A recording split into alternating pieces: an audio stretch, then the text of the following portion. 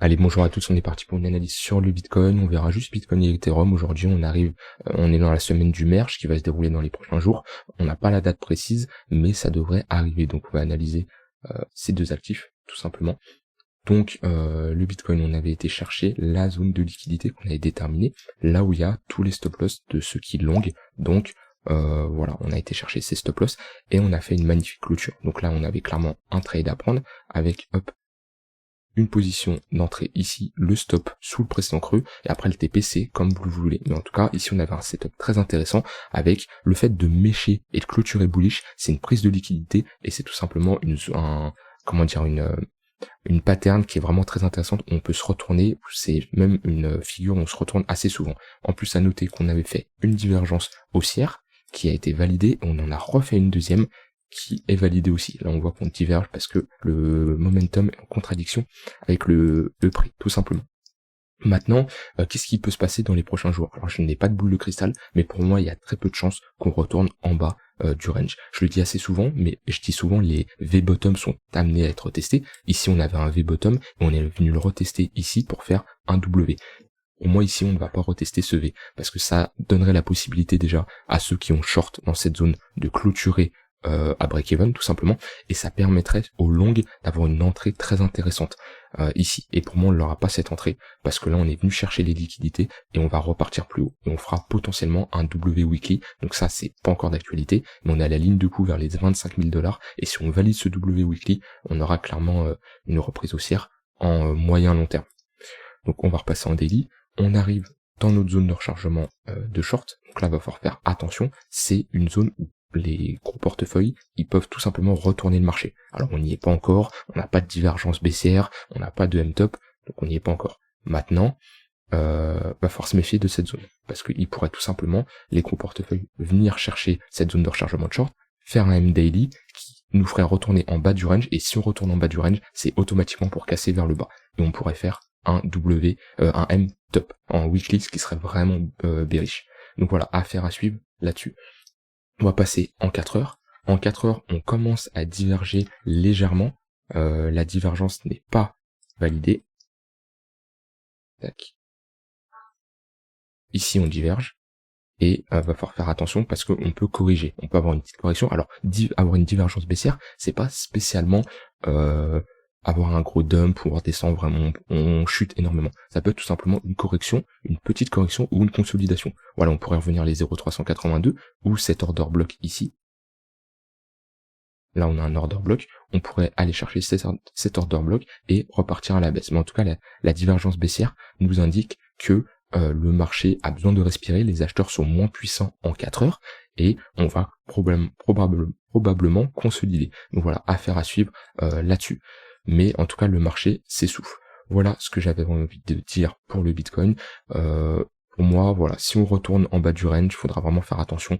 On n'aura pas cette opportunité de mon point de vue. À la limite, on pourrait retourner au niveau du haut du précédent range, tout simplement, où on aurait, pourquoi pas, une zone une zone intéressante pour avoir un petit trade. Maintenant, moi, de mon point de vue, là, on est sur des niveaux où il n'y a pas grand chose à faire. Il y avait quelque chose à faire en daily, comme on l'a vu, mais là, pas grand chose à faire. Faut attendre un setup qui se présente. Hop. On va passer sur Ethereum. Donc Ethereum, on voit qu'on reprend de manière beaucoup plus intéressante, puisque on n'a pas été chercher comme Bitcoin le bas du range, donc on est déjà beaucoup plus puissant là-dessus. Et surtout, on avait vu qu'on avait validé un W daily, voilà, qui est assez visible ici, hop. Tac, on a validé ce W daily et qu'on avait une target de continuation AB est égal à CD. Donc on a AB qui est ce premier mouvement, on a un retracement et on a un deuxième mouvement CD. On a juste à cloner le premier mouvement qui nous donnait une target au niveau des 25 080 $.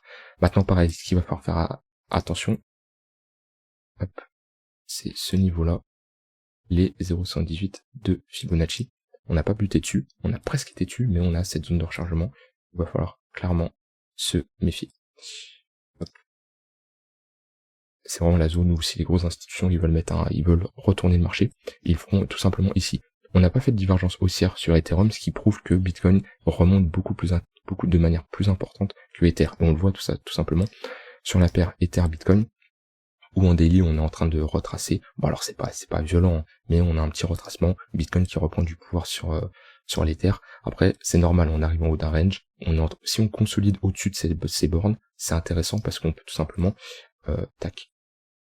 consolider de cette manière pour repartir ensuite. Ce qu'il faut, c'est pas un rejet brutal. Si on fait ça, ça sera vraiment pas bon et on cassera sûrement le bas du range. Mais là, le fait qu'on ait fait une déviation haussière, une déviation baissière, on a pris de la liquidité en haut, on a pris la liquidité en bas, c'est pour se retourner et continuer à la hausse. Pour moi, c'est une évidence. Puis avec le merge, tout ça, qui va arriver dans les prochains jours. D'ailleurs, au merge, attention à ne pas FOMO. Attention vraiment à ne pas FOMO. On peut avoir énormément de volatilité et on peut très bien avoir des gros mouvements de prix.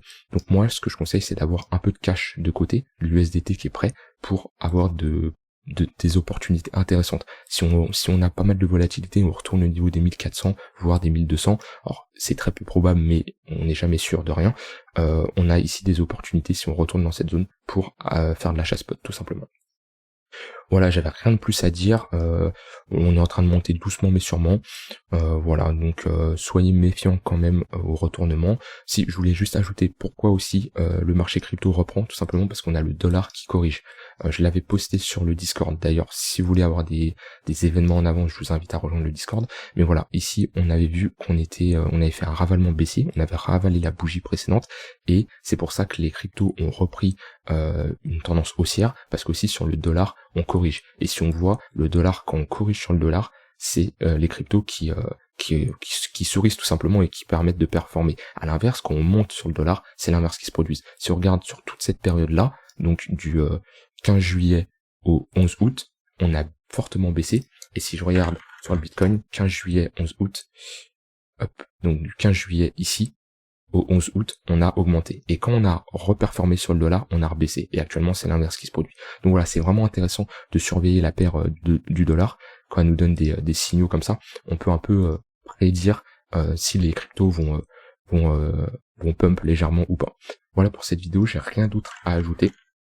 Rejoignez le Discord si vous voulez avoir des signaux en avance ou d'autres choses, partager de la valeur, c'est vraiment une communauté qui s'entraide, et nous on se retrouve à très vite pour une prochaine vidéo. Bye bye.